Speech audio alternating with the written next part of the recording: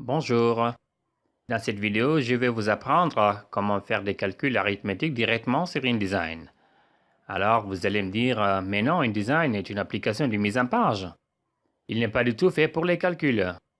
D'une part, vous avez raison, mais ce que vous ne savez peut-être pas encore, c'est que vous pouvez bel et bien effectuer les opérations de calcul simples lorsque vous transformez les objets de vos mises en page sur InDesign.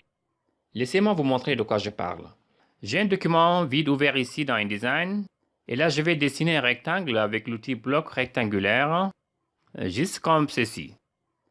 Je vais maintenant afficher le panneau transformation en allant dans le menu Fenêtre, Objet et mise en page, Transformation. Le panneau transformation s'affiche sur mon écran. Alors, comme vous le voyez, il y a pas mal d'options dans ce panneau pour transformer un objet sélectionné sur la page. Je vais par exemple modifier la largeur de mon rectangle pour le ramener à seulement 50 mm par exemple.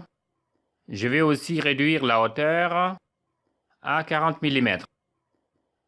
Maintenant pour le calcul. Supposons que je souhaite tripler la largeur de mon rectangle. Dans ce cas, dans le champ largeur, je vais mettre 50 mm x 3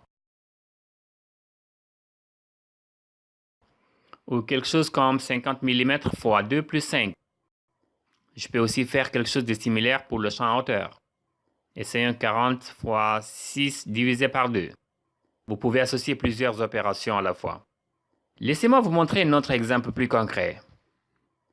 Sur ce document, je souhaiterais embellir cette horloge en ajoutant quelques triangles répartis équitablement autour de la montre. Pour l'instant, je ne sais ni l'espacement qu'il devrait y avoir entre chaque des triangles, ni l'angle auquel chaque élément devrait être incliné pour que le total des triangles forme un cercle. Néanmoins, je sais que je voudrais avoir 20 petits rectangles autour de l'horloge. Je sais aussi qu'un cercle fait 360 degrés. Voici comment faire ce type d'opération. Je commence par sélectionner le premier triangle. Je vais ensuite activer l'outil rotation en appuyant sur la lettre R de mon clavier. Et comme je vais aligner les triangles autour de l'horloge, je vais déplacer le point de référence vers l'intersection de ces deux repères que j'ai placés sur la page. Je double-clique maintenant sur l'outil rotation dans la barre des outils. Une boîte de dialogue apparaît.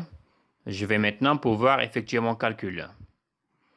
La formule pour trouver l'angle de rotation exact consiste à diviser les 360 degrés du cercle par le nombre d'éléments qu'on souhaite obtenir. Pour mon cas, je vais 20 triangles, donc je fais 360 divisé par 20. J'appuie sur la touche tabulation pour sortir des champs et voir le résultat de mon opération. Je vois bien que j'ai 18 degrés dans le champ angle maintenant. Et comme la case aperçue est cochée, je vois qu'une copie du triangle sélectionné a effectivement bougé de 18 degrés.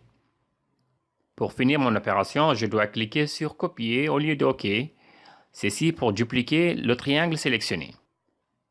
J'ai maintenant deux triangles et il me reste 18 autres à créer.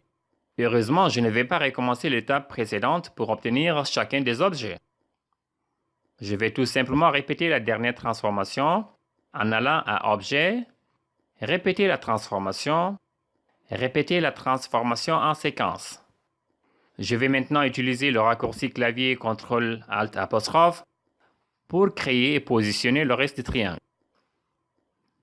Voilà, j'ai maintenant 20 triangles correctement alignés et distribués autour de mon illustration sans beaucoup de difficultés. Faire des calculs sur InDesign n'est pas forcément quelque chose que vous aurez à faire tous les jours, mais comme vous venez de le voir avec ces deux exemples, vous pouvez être plus productif en profitant des fonctionnalités mathématiques du logiciel. Si vous voulez être le premier à être informé à chaque fois que je mettrai en ligne une nouvelle vidéo, abonnez-vous à ma chaîne en cliquant sur le bouton s'abonner juste en bas de cette vidéo.